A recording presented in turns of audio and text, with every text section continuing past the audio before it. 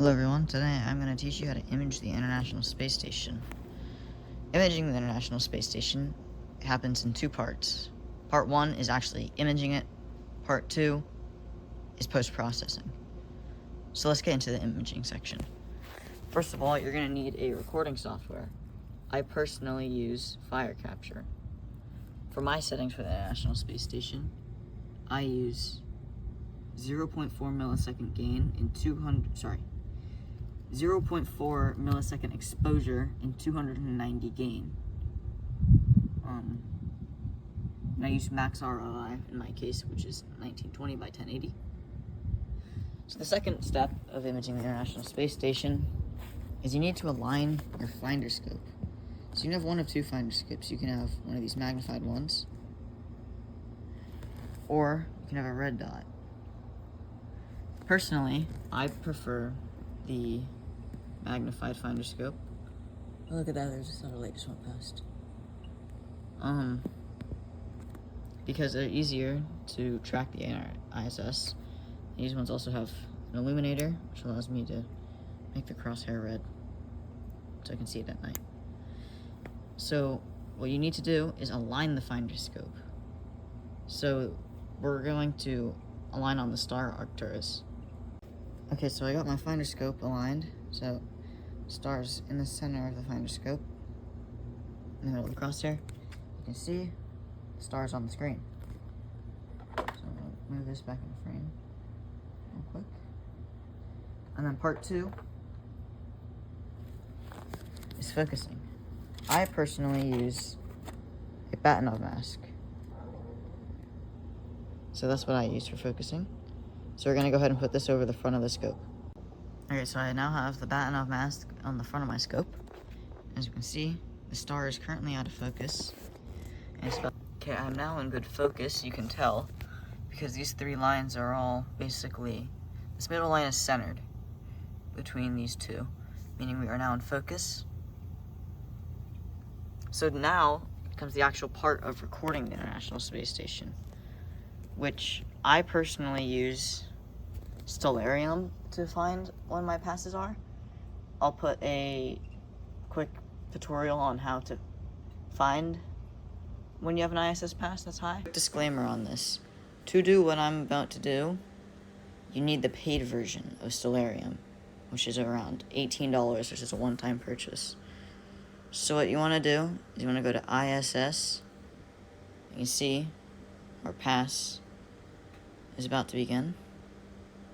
You can go to visibility. You can see that we have a 88.5 degree pass. And we can actually go a couple days ahead and see future passes. Okay, so my pass is in about a minute, so what I'm going to do is I just double check my focus one last time. We're going to go ahead and take the Batinov mask off. This is quite important. Make sure your finder scope's aligned. And then, once you see the ISS, you're going to want to click record. It's quite important. And then, once the space station passes over, you're going to want to keep it centered in the crosshair. Or you can leapfrog it, meaning you put the center of it and you let it fly through the middle of the frame. Option 2 is with the red dot. Not as great, but it can still work. Just let it keep the ISS covered with the red dot. Make sure red dot is aligned as well. Okay, so now that you've done your recording of the International Space Station, this is how we're going to check if you actually got it. So you need a software called PIP. You can no longer download PIP, but I will have a link on where to download it. It's in a Google Drive, so that's how you'll be able to download it. So what we're going to do is we're going to go to File, Add Source Files, and these are all the files. And we're going to go ahead and go to our recording. right here and just click yes. So we're going to do optimize for ISS. And you can choose if you want to crop. If you want to, go ahead. If you don't, don't. And we're going to just change this. I'm going to change it to 4. See, that's red. We don't want that. So we're going to go to like maybe 10. Let's see. And then we'll test. And that's white, so that's good. And we're going to go ahead and the output, we want them to be TIFF files.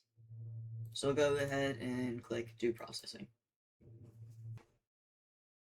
Okay, so pip has finished. And we can see frames without a planet detected, 9,481. Frames detected with a partial planet, or the ISS. The planet means ISS, since we have the ISS box ticked. We got 47 partial detected. So it actually outputted 130 frames of the ISS. So it opened up our folder here, if you have this checked. We go here, and we can see we have the ISS. So I actually shot this in infrared. So, it's red. I forgot to check convert to monochrome. So I'll end up running this again. Okay, for the second step of post-processing, you're going to get a software called Auto Stacker. The newest one is Auto Stacker 4. So I actually have this one, convert it to monochrome. So you can go ahead and just open our file. Right, so we're gonna decide which files to use. So I can go ahead and full screen this. You got like 130 files, so you can go through this. You have a bunch of them. So if I select our first file here, this is pip. So it will actually go ahead and show us the frame right here. So I'm just gonna go through. So in this case, I'm just gonna go ahead and select all of them first to show kind of like the orientation change. So you can go ahead and just kind of up the brightness slightly. And display. So you can kind of see change in orientation. Okay, so now we're actually going to decide which. So you can go to this one, to this one. Just go to process it, and let's play it. So you can see that they're all like the same orientation. In this case, you have 8 frames.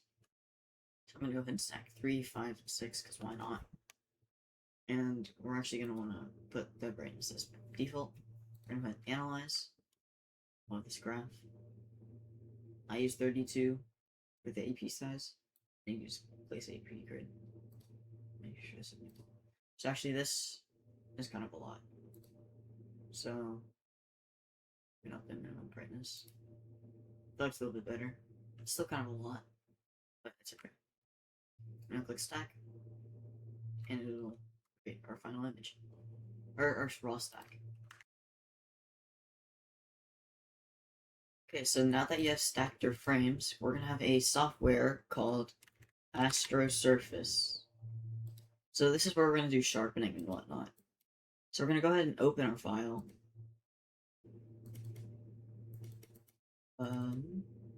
I believe it's this one.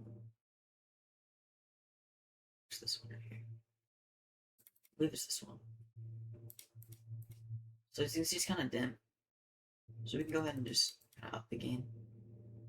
And the black white point, I like to just do it to set the background as black. And then wavelets. So I kind of already had processed this.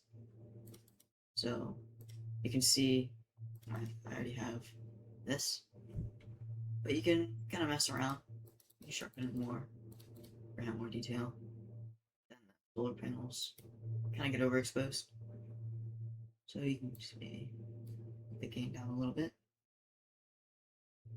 You can increase the gamma. It's nice. Just run this again one more time. You can kind of see there's a bit of compression, which I don't like, but it'll be okay. And then that's basically your final image, so you can just go ahead and save it. The viewer levels inside. These are the viewer levels. I'm gonna say yes. Then I can save this as, I don't know, ISS2. Save as a PNG. And there you go. That's your final image. So, hopefully you were able to learn how to image the International Space Station in this video. Thank you for watching.